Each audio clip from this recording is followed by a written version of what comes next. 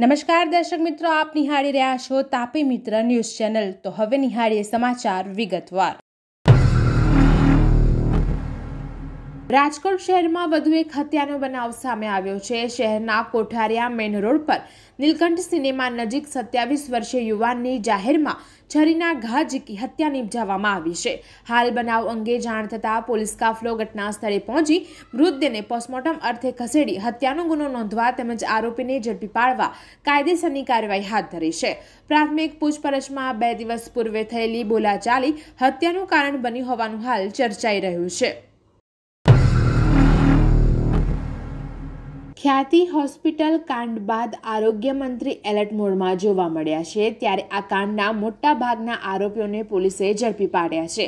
જો કે ફરાર આરોપી કાર્તિક પટેલ વિદેશમાં છુપાયાનો ઘટસ્ફોટ ગતરોજ થયો હતો। ગતરોજ પીએમ જય યોજનાને લઈને ગાંધીનગરમાં આરોગ્ય વિભાગની મહત્વની બેઠક યોજાઈ હતી। આરોગ્ય મંત્રી ઋષિકેશ પટેલની અધ્યક્ષસ્થાને બેઠકનું આયોજન કરવામાં આવ્યું હતું, જેમાં મહત્વના નિર્ણયો લેવામાં આવ્યા હતા। 23મી નવેમ્બરના વહેલી સવારે શહેરના એસજી હાઈવે પર સાયકલિંગ કરી રહેલ તબીબ મહિલા અને પુરુષને ટક્કર મારીને કાર ચાલક ફરાર થઈ ગયો હતો। પોલીસે આરોપીને પકડવા માટે 100થી વધુ સીસીટીવી તપાસ્યા હતા। અંતે આરોપીને પકડવામાં પોલીસને સફળતા મળી છે। પોલીસે છરોડીના રહેવાસી પરમ વોરાની ધરપકડ કરી છે। આરોપીએ નશાની હાલતમાં કાર ચલાવીને આ અકસ્માત સર્જ્યો છે। અકસ્માત સર્જાય એ પહેલા તેણે મિત્રો સાથે વસ્ત્રાપુરના એક ફ્લેટમાં દારૂની મહેફિલ પણ માણી હતી। મુખ્યમંત્રી ભૂપેન્દ્ર પટેલે Ahmedabad riverfront event centre Paldi ખાતે ભારત સરકારના શિક્ષા મંત્રાલય અને નેશનલ બુક ટ્રસ્ટના સહયોગથી અમદાવાદ મ્યુનિસિપલ કોર્પોરેશન દ્વારા આયોજિત અમદાવાદ ઇન્ટરનેશનલ બુક ફેસ્ટિવલ 2024નો પ્રારંભ કરાવ્યો હતો। 8 ડિસેમ્બર સુધી ચાલનારા આ પુસ્તક મેળામાંથી મુખ્યમંત્રીએ પુસ્તકો ખરીદીને અમદાવાદ મ્યુનિસિપલ કોર્પોરેશનના વિદ્યાર્થીઓને સમૃદ્ધ ભારત માટેના 5 વચનના પ્રમાણપત્ર તેમજ પ્રધાનમંત્રી નરેન્દ્ર મોદી દ્વારા લિખિત બુક એક્ઝામ વોરિયર્સ ભેટ સ્વરૂપે આપી હતી। આ વખતના પુસ્તક મેળામાં 100થી વધુ સાહિત્યિક કાર્યક્રમો, 300થી વધુ પ્રકાશકોના સ્ટોલ, ઇન્ટરનેશનલ બુક ફેસ્ટિવલમાં મુલાકાતીઓ માટે લેખક મંચ, પ્રજ્ઞા શિબિર, જ્ઞાન ગંગા, રંગમંચ, અભિકલ્પ સહિતના આકર્ષણો ઉપલબ્ધ રહેશે। અમદાવાદ ઇન્ટરનેશનલ બુક ફેસ્ટિવલમાં તમામ મુલાકાતીઓ માટે પ્રવેશ નિઃશુલ્ક રહેશે। સોજિત્રા તાલુકામાં એક પણ કોલેજ ન હોવાથી 39 ગામના યુવકો ધોરણ 12 પાસ કર્યા બાદ કોલેજ કરવા માટે નડિયાદ, આણંદ અને પેટલાદ સુધી લાંબુ થવું પડતું હતું। તેમાં છેવાડાના મલાતજ સહિત ગામના વિદ્યાર્થીઓને પારાવાર મુશ્કેલીનો સામનો કરવો પડતો હતો। તેને ધ્યાને લઈને સોજિત્રા ગામે સરકારી વિનયન અને વાણિજ્ય કોલેજ ₹14 કરોડના ખર્ચે 3.33 હેક્ટરમાં 3 માળનું આધુનિક સુવિધાવાળું યુવક ભવન તૈયાર કરવામાં આવ્યું હતું, જેનું લોકાર્પણ મુખ્યમંત્રી ભૂપેન્દ્ર પટેલના હસ્તે કરવામાં આવ્યું હતું। ગૃહ રાજ્યમંત્રી હર્ષ સંઘવી અને મજૂરા વિધાનસભાના કાર્યકર્તાઓ વચ્ચે ચાય પી ચર્ચાનું આયોજન થયું હતું। આ ઉપરાંત દ્વારિકાનો નાથ મારો રાજા રણછોડ છે ભજનની પણ મોજ માણી હતી। હર્ષ સંઘવીએ ટ્વીટ કરી જણાવ્યું છે કે માત્ર ચાય પર ચર્ચા નહીં, પણ પોતાના લોકો સાથે આ ખાસ પળ છે।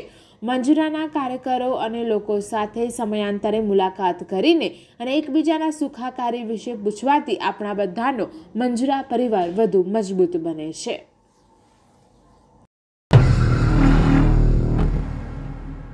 સચિન હજીવાલા રોડ નંબર 13 પર આવેલી રાધે ફર્મ ઇન્ડસ્ટ્રીયલમાં આગ લાગવાની ઘટના બની હતી। રાધે ફર્મ ઇન્ડસ્ટ્રીયલમાં polymer chemical, CDI, Castrol, silicone, machinery અને પેકિંગ મટીરિયલ બળીને ખાખ થઈ ગયું હતું।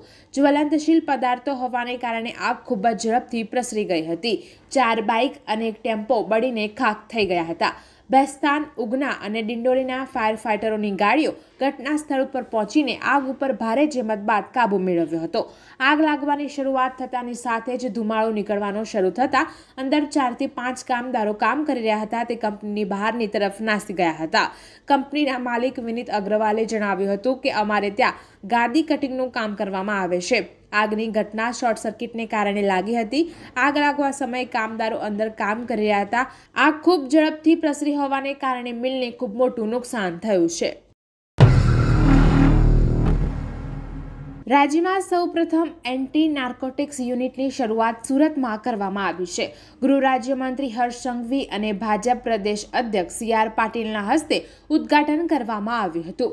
એન્ટી નાર્કોટિક્સ યુનિટ નશાના કારોબારને રોકવાનું અભિયાન ચલાવશે। અહીં નશાના બંધાણીને લત છોડાવવા કવાયત હાથ ધરવામાં આવશે।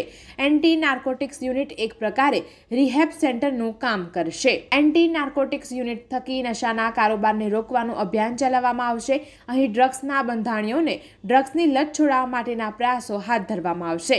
એન્ટી નાર્કોટિક્સ યુનિટ એક પ્રકારે ડ્રગ્સ સામેનું રિહેબ સેન્ટર બનશે। સેન્ટરમાં જો કોઈ ડ્રગ્સનો બંધાણી આવશે તો પોલીસ તેની ઓળખ ગુપ્ત રાખશે। સુરતમાં ગુનાખોરી અટકાવવા પોલીસ એક્શન મોડમાં આવી ગઈ છે। સુરત પોલીસે ઝોન 4 વિસ્તારમાં આવતા 2 થી વધુ ગુનાહિત ઇતિહાસ ધરાવતા હિસ્ટ્રી સીટરોને ચેતવણી આપી છે। ચેતવણી આપતા કહ્યું છે કે હવે કોઈ પણ પ્રકારના ગુનાને અંજામ આપશો તો કડક સજા ભોગવવા તૈયાર રહેજો। રાજ્યમાં દિવસે ને દિવસે ગુનાખોરીનું પ્રમાણ વધી રહ્યું છે, જેને અટકાવવા સુરત પોલીસ પણ એક્શન મોડમાં છે। સુરત પોલીસે પાંડેસરા, ખટોદરા, અલથાણામાંથી હિસ્ટ્રી સીટરોને ચેતવણી આપી છે। નોંધનીય છે કે 100 જેટલા હિસ્ટ્રી સીટરને ભેગા કરી ડીસીપી ઝોન 4 વિજયસિંહ ગુર્જરે ગુનો ન કરવા ચેતવણી આપી છે। વધુમાં ડીસીપીએ કહ્યું કે હવે કોઈ પણ પ્રકારના ગુનાને અંજામ આપશો તો કડક સજા ભોગવવા તૈયાર રહેજો। માત્ર 6 વર્ષની ઉંમરે લિયા કેતનભાઈ અંત્રોલિયાએ અસંખ્ય રાજ્ય અને રાષ્ટ્રીય યોગ ટુર્નામેન્ટમાં પ્રતિનિધિત્વ કરીને સુરત અને ગુજરાતને ગૌરવ અપાવ્યું છે। દરમિયાન રાજ્યના ગૃહમંત્રી હર્ષ સંઘવીએ લિયા અંત્રોલિયાની સાથે મુલાકાત કરી તેની આ સિદ્ધિને બિરદાવી હતી અને કહ્યું હતું કે હું આ પ્રતિભાશાળી દીકરીને મળીને રોમાંચિત છું અને તેની આગામી આંતરરાષ્ટ્રીય ટુર્નામેન્ટ માટે શુભેચ્છા પાઠવું છું અને યોગ પ્રત્યેના તેના જુસ્સાથી અન્ય લોકોને પ્રેરણા આપશે। દર્શક મિત્રો, આ હતા અત્યાર સુધીના સમાચાર। આવા જ મહત્વના સમાચાર નિહાળવા જોતા રહો તાપી મિત્ર ન્યૂઝ ચેનલ અને હા, સબસ્ક્રાઇબ કરવાનું ભૂલશો નહીં।